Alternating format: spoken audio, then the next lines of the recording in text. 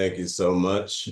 And good morning, Dems. My name is Melvin Willis, and I was born and raised in Richmond. When I graduated in 2008 from El Cerrito High, I made my attempt to go to college, but that was during the time of the recession. So I just ended up going straight into the workforce and worked under a contractor actually to clean up foreclosed homes. It was enough for me as a kid just getting out of high school, but it wasn't really enough to sustain myself ultimately. In 2011, I ended up joining ACE, the Alliance of Californians for Community Empowerment, where they got me to do direct outreach in the community. One of the first issues I worked on was community blight and how a lot of that blight was left behind by the foreclosure crisis and the properties weren't being upkeeped. So I would door knock community members and actually invite them to a town hall meeting where Gail McLaughlin was the mayor at the time, Jovanka Beckles was on the council, and our police chief Magnus was the former police chief Magnus was there. 200 folks was in attendance, and it all led to us passing a vacant property registration ordinance so the city could keep track of these vacant properties, and whether it be a private individual or a banking institution, hold them accountable to make sure that the area stayed clean and that they would be fined if they did not. So that was my first real step into politics and what got me involved. In 2016, I ended up running for Richmond City Council as I was working together with tenants to pass the first rent control and just cause for eviction in Richmond in over 30 years, which that ended up passing with 65% of the vote. At that time, that was my main priority because I seen so much abuse from folks getting $600 to double rent increases or just being evicted for showing up to a meeting advocating for tenant rights. So that was really important to me to make sure our community stayed safe, secure, and that we could keep families in their homes because I keep on saying it's way too easy to become homeless, especially in California, and it's way too difficult to get out of it. Since I've been on the council, I helped pass and increase the local minimum wage. Before I was on the council, I advocated for a ban-the-box policy, not only for job applications, but for reentry communities that were applying for housing.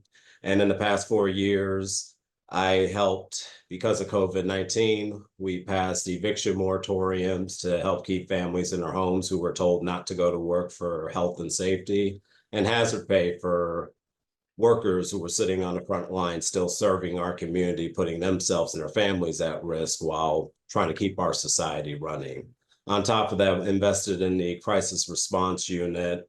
The hacienda that closed down in 2013 is finally rebuilt and actually housing people. And one of the things that I'm most proud of is that we've actually were able to start investing into upgrading and retrofitting our historic main Richmond library. When I was first elected, it seemed like a lost cause, and I'm happy to see steps are being taken to see that into fruition. And now, Councilmember Willis, thank you. Thank you. Okay, thank you for that. Just a reminder, if you can, Caesar, give us like a 30, maybe 15-second, heads up or something, because we like folks to finish their sentences if possible. Will do. With that, I'm going to go right into our questions. The first category is regarding youth services, and we'll go ahead and start with Jamila Brown. The question is supporting youth programs. Richmond's youth services are vital for shaping the future of our community. How would you enhance and expand youth programs in District 1, particularly for at-risk youth, to provide them with educational and recreational opportunities that keep them engaged and empowered? Thank you. Okay. In 2018, I was actually a part of a coalition that included the Rise Center, John Joya's office, APEN, ACE, and even the Richmond Police Officers Association, because the ballot initiative, Kids First, was going to be going on the ballot. So we wanted to make sure that that funding was accessible to the city and community-based organizations in order to provide services to directly impacted youth or just offer more youth services in general. And I ended up also not only sponsoring to put that on the ballot in 2018, but I also sponsored the real estate transfer tax, so there was a revenue measure associated with it. That led to the creation of the Department of Children and Youth, which is actually now, I believe, is finally in its final stages of getting 3% of the budget to allocate to youth services in Richmond. One thing that, after hearing some feedback from community members, is that I'm going to want to search out for is actually partnering with community-based organizations or seeing if our community services department can actually do more on-site youth services to community members in District 1 that are having a hard time either taking transportation. And also there's just a general trust and uncomfortability to go in certain parts of the city, depending on your background and depending on what you're holding on to in the community. So doing more on-site services for youth to be able to take advantage of, bringing the services to them will be important. And last year, and something that I've been talking about this year too, was really expanding on our Youth Works and our Richmond Build program. After COVID-19, the stats have come out to show that our youth, unfortunately, are falling behind because of the stay-at-home orders, and my time is up. How would you engage youth in the decision-making processes and ensure their voices are heard in the development of policies that impact their lives and future? Yeah, a large part of what I've been doing with youth engagement is a lot of it is working with community-based organizations who have youth in their base, and sometimes, and a lot of times, they want to meet with their civic leaders and bring concerns in the community to their attention. And part of what I do is let them know how they can already get involved while at the same time seeing if I can champion their policy. I've even allowed youth groups to do presentations in front of the city council. Actually, one of them was a tobacco-free back in 2018, which led to us passing an ordinance to not sell menthol products or flavored tobacco within the city of Richmond, and that was a youth-led effort. When George Floyd was murdered, there was a lot of youth groups that actually called me to march with them in their streets and support them as they were calling for a stop the violence and a reallocation of our budget and other things to actually support our youth. And anytime, we have a youth council as well. And one thing that I did to encourage participation in the youth council was bring a measure to city council to offer a $50 stipend for youth who are coming after school and going to a council to get civically involved. And there's a lot of other things like showing up to school career days and letting folks how they could participate in a city council meeting. And the other day while talking to a resident was letting him know how his 13-year-old could get involved. And part of that's just showing up to city council and using your 2 minutes. Moving on to rent stability.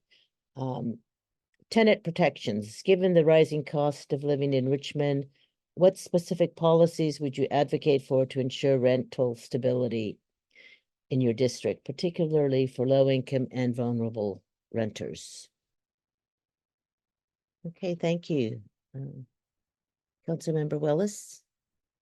Yeah, one thing that we did a while ago, and it's become harder because state laws do make it rightfully so, but it also is an impact on the community. Make it to where you don't harass people who are soliciting on the corner. I did have a meeting with our police chief about the issue, and they told me that they are actually having undercover cops in the area of District 1 where I live, where it's most where it's the harshest, around the 23rd Street corridor, and they're actually noticing real transactions happening. And whenever they see that happen, they're able to act, and they have been able to get some of the folks who are doing the trafficking off the streets, but it's obviously an issue that needs a lot more work and attention to it. We do have a human trafficking task force that includes our Family Justice Center. It includes the DA's office and the Richmond Police Department. We did do a resolution to acknowledge human trafficking that's happening in the community. And there are community members in the area who are wanting to do block parties, beautification, and bring resources out to those who are currently being trafficked as well. And I've been doing what I can to support them, to connect them with our department heads and ensure that we can explore any and every strategy to get young women off the streets. think we. Yes, thank you all again for your time this morning. The things that I set out to focus on, if I'm elected for the next 4 years, is still addressing our homeless crisis, our affordable housing crisis, and making sure we keep families in our homes. Human trafficking is a huge issue that needs to be addressed. And as I said before, I want to expand our Youth Works and our Richmond Build program to get folks straight into the job workforce, even if they don't feel like they're college ready. I work countywide as well, and I'm proud that I've helped fight for with the Racial Justice Coalition, NAMI Contra Costa, and 40 Voices campaign for the A3 program that was named after Miles Hall, who was gunned down by the police in Walnut Creek when he was having a mental health incident. And I know Richmond residents who are now working for that A3 program. And we've also fought for an African American wellness and holistic center. $8.5 million have been allocated to services. Thank you for your time.